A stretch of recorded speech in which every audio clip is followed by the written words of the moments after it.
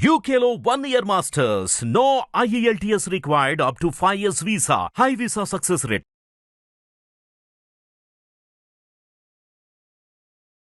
నమస్తే. ఎన్నో ఆధ్యాత్మిక విషయాలు మనం మన ఛానల్ ద్వారా మాట్లాడుకుంటూ ఉంటాం.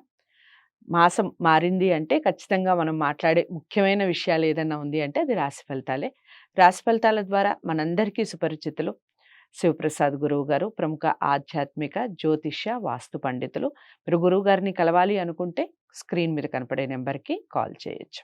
నమస్కారం గురువుగారు. ఆశీర్వచనం తల్లి. గురుగారి తదుపరి రాశి తులారాశి. తులారాశి వారికి ఏ విధంగా ఉందండి అక్టోబర్ మాసం? తులారాశి వారికి ఈ అక్టోబర్ మాసము చాలా అద్భుతంగా ఉంది. వీళ్ళు అనుకున్నటువంటి పనులు అనుకూలవంతముగా చేసుకోవటము, మొన్నటిదాకా చాలా కష్టపడి ఒక పని కాలేదే అని అనుకుని ఎదురు చూసేటువంటి వాళ్లకు ఒక మార్గము అనేటువంటిది దొరకటము కానీ, అలాగే ఉత్సాహము గతములో ఉండేదానికంటే ఇప్పుడు రెట్టింపు ఉత్సాహంతో ముందుకు వెళ్ళటము, ధనలాభం అనేటువంటిది ఖచ్చితముగా వీళ్లకు ఉన్నది. సోదర మైత్రి, మామూలుగా ఇప్పుడు సోదరులతో మైత్రి అనేటువంటి, అది సోదరుతో మైత్రి ఏమిటి, అన్నదమ్ములు అన్నాక మామూలుగా ఉంటారు కదా అని అనుకోవచ్చు. ఇంతకాలము పలకరించని వాళ్ళు కూడా మళ్ళీ పునః పలకరించుకోవటం, ఒకరినొకరు అనుకూలముగా ఉండటం అనేది జరుగుతుందిగా. కొంతమందికి పిత్రార్జితం అనేటువంటిది కొంత సెటిల్ అయ్యి అనుకూలవంతం పెరుగుతుంది. అలాగే వ్యవసాయ రంగములో ఉండేటువంటి వాళ్లకు చాలా యోగదాయకముగా ఉన్నది. వీళ్లకు మనోచాంచల్యము చేత, అనుమానము చేత మొదలు పెడదామా వద్దా అనేటువంటి అనుమానము కాకుండా దృఢ సంకల్పముతో ముందుకు వెళితే తప్పకుండా మేలు జరుగుతుంది. మనోచాంచల్యం, మనస్సు చంచలత్వంతో కూడినటువంటి మనస్సు కాకుండా ఏకోన్ముఖముగా ఒకే దాని మీద నాకిదే కావాలి, నాకిదైతేనే అనేటువంటి విధానములో ఉండాలి. ఇంకొక మహాబలం ఏమిటి అంటే శుక్రుడు స్వక్షేత్రగతుడై ఉన్నాడు. వీళ్ళు ఒక వెలుగు వెలగడానికి చాలా అవకాశము ఉన్నది.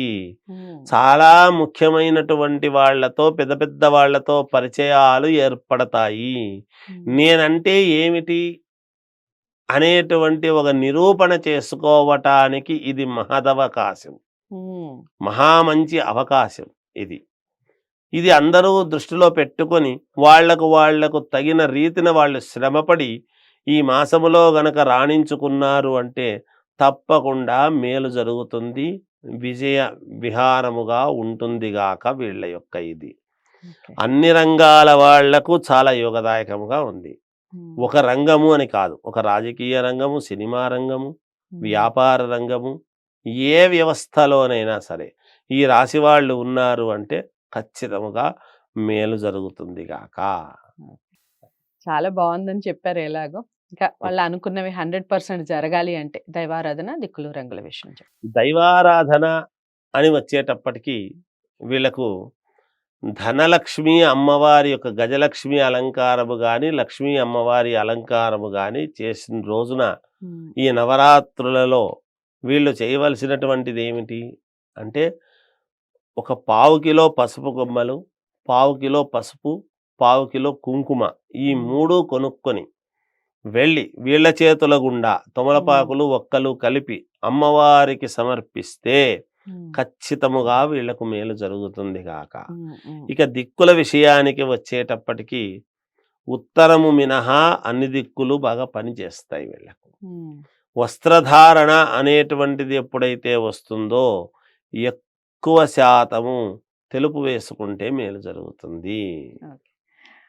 చాలా బాగుందండి. తులారాశి వారికి కూడా చాలా బాగుంది. గజలక్ష్మి అమ్మవారిని ఎక్కువగా ఆరాధించే ప్రయత్నం, ముఖ్యంగా ఈ నవరాత్రుల టైంలో గజలక్ష్మి అమ్మవారికి పరిహారం ఏ విధంగా చేసుకోవాలి అనేది వివరించారు గురువుగారు. దాన్ని తప్పకుండా ఫాలో అవ్వండి. వైట్ కలర్ ఎక్కువగా యూజ్ చేయండి. ఉత్తరం మినహా మిగిలిన 3 దిక్కులు కలిసి వస్తాయి. ఏదేమైనప్పటికీ జాతకాల్ని పరిశీలించుకోవాలి. పరిశీలించుకొని పరిహారాలు చేసుకుంటేనే రిజల్ట్ బాగుంటుంది. అలా పరిశీలించుకోవాలి గురువుగారి దగ్గరే అనుకున్నవారు స్క్రీన్ మీద కనపడే నెంబర్కి కాల్ చేయండి. తదుపరి రాశితో మళ్ళీ కలుస్తాను.